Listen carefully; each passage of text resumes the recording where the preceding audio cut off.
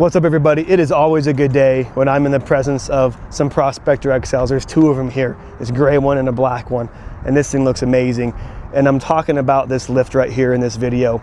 People give it some grief, but there's one key feature that doesn't get attention for some reason that makes this thing, I think, one of the best lifts out there for these Rams. Now, the reason these lifts get a hard time is because they retain factory springs, right? There's just like kind of a puck down there at the bottom to make the spring part taller. And then there's these nice Bilstein 8100 series shocks, which are very heavy duty shocks. You can actually adjust them as well and everything like that. But they're not like a Baja style shock, right? So people kind of dismiss this lift. Aside from just retaining factory springs, which, by the way, the benefit of that is that you retain factory towing and payload. But people like having a bit of a softer spring up front, at least, for better ride quality. Now, up under the truck here, the secret sauce of this lift is that it pushes the front axle forwards. So notice the puck underneath that spring.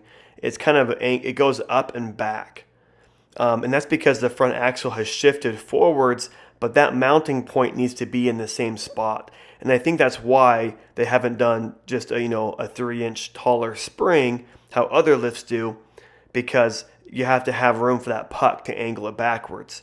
And then on the ends of the radius arms, there's brackets that connect to the axle to extend it forward. So the Prospector XL, it shifts forwards 1.6 inches. And the Prospector version, which is 37s, it moves it forwards just 1 inch. And that's why this lift is so good. I know that on my truck, if I were to have 1 more inch of clearance on the back of it with just my 37s, then I could run bigger 37s. Maybe a Toyo MT comes more in a true size than the BFGs. And so that would be actually pretty cool. Look at my truck right here. I'm stock height still. And these are 37s, they're small 37s. You can see how minimal the clearance is on the back, right?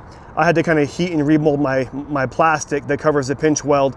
I barely clear it with these small 37s on there.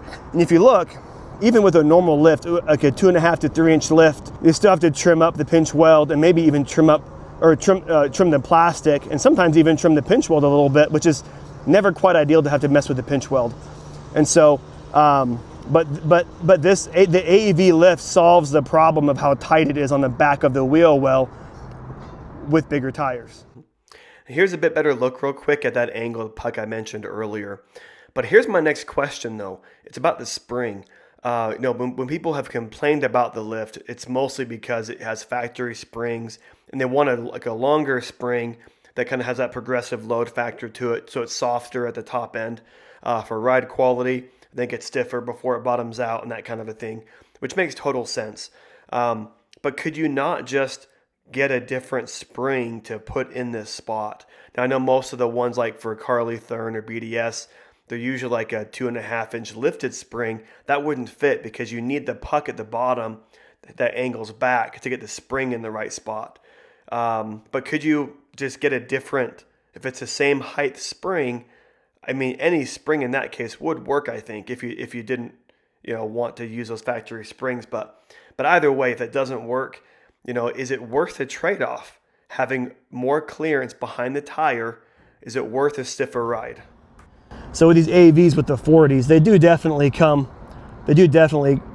up the pinch weld, and you can see that they did a pretty good coating over everything. They welded a plate onto the front of that as well, because they had to open up this right to the door frame, basically, right to where the door is. And so, but that's some good work right there. Well, guys, pretty simple video for today. I'm genuinely curious if any of you have experience, though, mix and matching suspension lifts. Please comment if you have any experience with that. I'd appreciate it. And as always, guys, please smash that like button. Help me out. If you find this useful, please subscribe as well. And I'll catch you guys next video.